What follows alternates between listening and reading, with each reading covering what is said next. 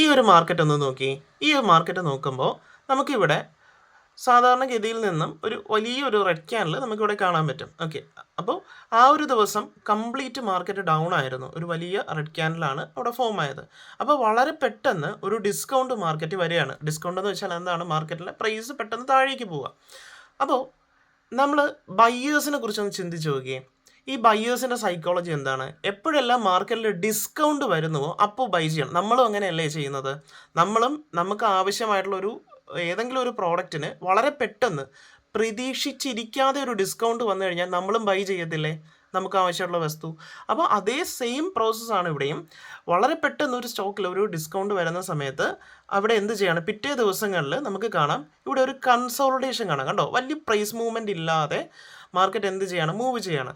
അതിന് കാരണം മാർക്കറ്റ് താഴേക്ക് പിന്നെ ഈ ഒരു ലോ ബ്രേക്ക് ചെയ്യുന്നില്ല. കണ്ടോ? ഈ ഒരു ലോയ്ക്ക് ഒരു പോയിന്റ് പോലും മാർക്കറ്റ് ബിലോ പോവാതെ മാർക്കറ്റ് ഇവിടെ ബൈയിങ് നടക്കുകയാണ്. അപ്പോൾ ഇവിടെ കംപ്ലീറ്റ് ബൈ ഓർഡേഴ്സ് മാർക്കറ്റിൽ ഉണ്ട്.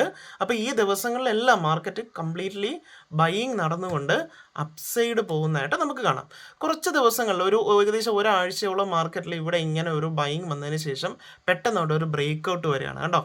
അവിടെ ഒരു ബ്രേക്ക് ഔട്ട് നടന്ന് മാർക്കറ്റ് അതിന് പുറത്ത് പോവുകയാണ്. അതായത് ഈ ബയ്യേഴ്സ് ഇവിടെ ഇത്രയും ആൾക്കാർ ബൈ ചെയ്ത് മാർക്കറ്റിനെ അപ്സൈഡ് കൊണ്ടുപോകാണ്. ഇവിടെ ഒരു ബ്രേക്ക് ഔട്ട് വരികയാണ്. ഇനിയാണ് നമ്മൾ ശ്രദ്ധിക്കേണ്ടത്.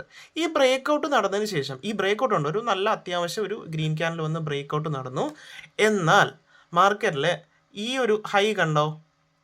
ഈ ഒരു ഹൈയുടെ നേരെ ആ ഒരു ഹൈയുടെ നേരെ ഉള്ള ലെവൽ നോക്കുക. ഞാനൊന്ന് മാർക്ക് ചെയ്ത് കാണിച്ചു തരാം. കണ്ടോ? ആ ഒരു ഫോള് വന്ന ആ ഒരു ലെവൽ കണ്ടോ? ഞാൻ ഈ ഒരു ലൈൻ മാർക്ക് ചെയ്തിട്ടുണ്ട്. അതിന് എബവ് പോയി കഴിഞ്ഞപ്പോൾ പിന്നെ മാർക്കറ്റിൽ ഫ്രഷ് ബൈയിങ് ഇല്ല. കണ്ടോ? അതുവരെ അതായത് കൃത്യം ഈ ഒരു ഫോളിന് നേരെ വരുന്ന സമയത്ത് പിന്നെ മാർക്കറ്റ് ബുദ്ധിമുട്ടുന്ന കാണാം. കണ്ടോ? ഇവിടെ ഈ ക്യാൻഡിൽസ് ഈ ഒരു ദിവസങ്ങൾ കണ്ടോ? ഈ ഒരു വലിയ ബൈയിങ്ങിന് ശേഷം ഇവിടെ മാർക്കറ്റ് ബുദ്ധിമുട്ടുന്ന കാണാം. അതിന് എബവ് ഒരു ക്യാൻഡിൽ പോയപ്പോൾ അപ്പോൾ തന്നെ മാർക്കറ്റിൽ സഡൻ ആയിട്ട് എന്ത് വന്നു? സെല്ലിങ് വന്നു. എന്തുകൊണ്ടാണ്? ബയ്യേഴ്സിന് എപ്പോഴും വേണ്ടത് ഡിസ്കൗണ്ടിൽ ബൈ ചെയ്യുക എന്നാണ്. ഏതെങ്കിലും പ്രൈസിൽ ബൈ ചെയ്യുക എന്നതല്ല. ബയ്യേഴ്സിന് വേണ്ടത് ഡിസ്കൗണ്ടിൽ ബൈ ചെയ്യുക എന്നതാണ്. മുൻപ് വലിയൊരു ഫോള് വന്ന ഏരിയയ്ക്ക് മുകളിൽ മാർക്കറ്റ് പോയി കഴിഞ്ഞാൽ ആ ഡിസ്കൗണ്ട് കഴിഞ്ഞു. അതായത് ഇതായിരുന്നു അവിടെ ഉണ്ടായിരുന്ന ഡിസ്കൗണ്ട്. 100 രൂപയ്ക്ക് കിട്ടിക്കൊണ്ടിരുന്ന ഒരു സാധനം 90 രൂപയ്ക്ക് കിട്ടിയെന്ന് കരുതുക, ഡിസ്കൗണ്ടായി. അത് പിന്നെയും 100 രൂപയ്ക്ക് മുകളിൽ പോയാൽ എന്ത് ചെയ്തു? ആ ഡിസ്കൗണ്ട് കഴിഞ്ഞു. അപ്പോൾ ബയ്യേഴ്സിന് വേണ്ടത് എന്താണ്? ഡിസ്കൗണ്ടിൽ ബൈ ചെയ്യുക. സെല്ലേഴ്സിന് വേണ്ടത് എന്താണ്? ഉയർന്ന വിലയ്ക്ക് വിൽക്കുക. എപ്പോഴും അതായത് നമ്മളൊരു വസ്തു സെല്ല് ചെയ്യുകയാണ്. നമുക്കൊരു ഭൂമിയുണ്ട്, ഒരു സ്ഥലമുണ്ട്, ലാൻഡ് ഉണ്ടെന്ന് കരുതുക. ലാൻഡ് നമ്മൾ എപ്പോഴും ഒരു ഹയർ പ്രൈസിന് വിൽക്കാനല്ലേ ആഗ്രഹിക്കുന്നത്. അപ്പോൾ സെല്ലേഴ്സിനാണ് ഹയർ പ്രൈസ് എപ്പോഴും താല്പര്യമുള്ളത്. ആർക്കാണ്? സെല്ലേഴ്സിനാണ്. അപ്പോൾ മുൻപുണ്ടായിരുന്ന ആ ഒരു വലിയ ഡിസ്കൗണ്ട് പ്രൈസ് മാർക്കറ്റ് ബ്രേക്ക് ചെയ്തതിന് ശേഷം അവിടെ ഹയർ പ്രൈസ് ഇഷ്ടപ്പെടുന്ന ആരാണ്? സെല്ലേഴ്സാണ്. ആ ഒരു സെല്ലേഴ്സ് മാർക്കറ്റിൽ ആക്റ്റീവ് ആവുകയും ചെയ്തു. അങ്ങനെ മാർക്കറ്റ് എന്ത് ചെയ്തു? ആ ഒരു പ്രൈസിനെ എത്തിയതിന് ശേഷം പയ്യെ താഴേക്ക് വരുന്ന കാണാൻ പറ്റും. താഴേക്ക് വന്നപ്പോൾ എന്താ സംഭവിക്കുന്നത്? മുൻപ് ആ ഒരു ഡിസ്കൗണ്ട് ഏരിയ കണ്ടോ? പെട്ടെന്ന് ഡിസ്കൗണ്ട് എന്നൊരു ഏരിയ ഉണ്ടോ? ആ ഡിസ്കൗണ്ട് ഏരിയയിലേക്ക് മാർക്കറ്റ് പിന്നെയും എത്തുന്നത് നമുക്ക് കൃത്യമായിട്ട് കാണാൻ പറ്റും. അപ്പോൾ ഡിസ്കൗണ്ട് ഏരിയയിൽ എത്തിക്കഴിഞ്ഞാൽ പിന്നെ ആരാ ആക്റ്റീവ് ആവുന്നത്? ഡിസ്കൗണ്ടിൽ വന്നു കഴിഞ്ഞാൽ പിന്നെ ആര് ആക്റ്റീവ് ആവും? അപ്പോൾ ഞാൻ ഈ പറയുന്ന കാര്യങ്ങൾ ഏതെങ്കിലും മാർക്കറ്റിൽ ഇതണക്ക് സഡൻ ആയിട്ടുള്ള സെല്ലിങ്ങോ സഡൻ ആയിട്ടുള്ള ബൈയിങ്ങോ വരുന്ന സമയത്ത് ഉള്ള ഒരു ലോജിക്കാണ് ഞാൻ ഈ പറയുന്നത് കേട്ടോ.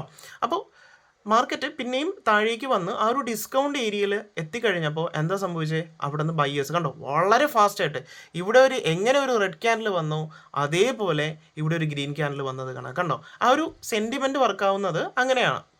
ഓക്കെ.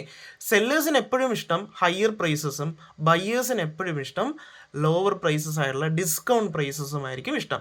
ഒരാൾക്ക് പ്രീമിയവും ഒരാൾക്ക് ഡിസ്കൗണ്ടും ആണ് താല്പര്യം എന്ന് പറയുന്നത്.